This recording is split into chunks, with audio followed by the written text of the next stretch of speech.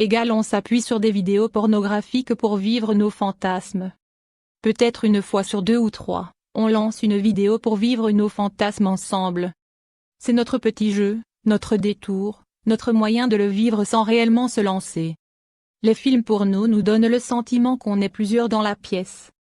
La différence avec la réalité, c'est que dans notre cas, il n'y a pas de spectateur, aucun de nous deux ne regarde l'autre se toucher devant une vidéo.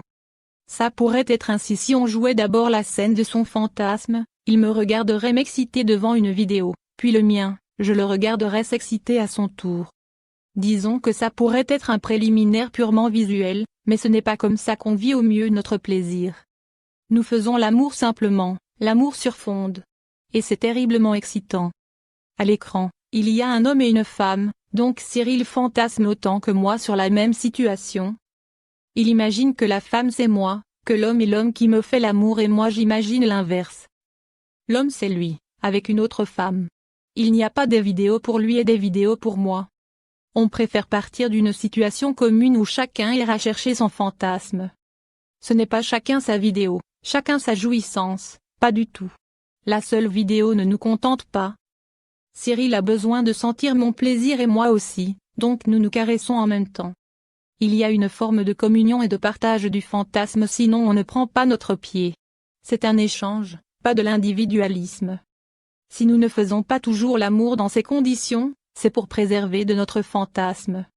Disons que nous aimons laisser monter le désir pour ce genre de moment. Le reste du temps, nos rapports sont tout aussi agréables. C'est un autre plaisir, une autre connexion. C'est un peu moins bestial. Un peu plus tendre.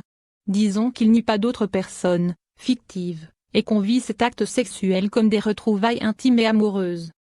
Je ne suis pas prête à réaliser ce fantasme. Nous n'envisageons pas de réaliser notre fantasme et ne comptons pas le faire. Du moins, ce qui bloque, c'est moi. Pour plusieurs raisons. Si nous avions à le réaliser, il me regarderait d'abord, je le regarderais ensuite, ou l'inverse.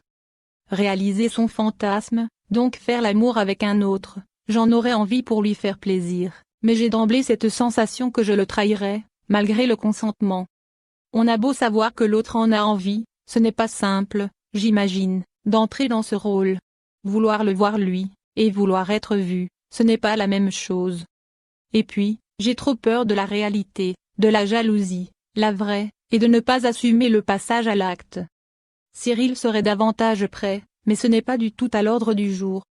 Ce le sera peut-être jamais. Il n'attend pas que ça et ne me force pas du tout. Nous avons trouvé notre terrain, notre façon de jouer et de prendre notre pied ensemble, sans frustration. Je pars du principe qu'un fantasme doit rester un fantasme. Et là, ça m'arrange vraiment. Mais c'est la vérité.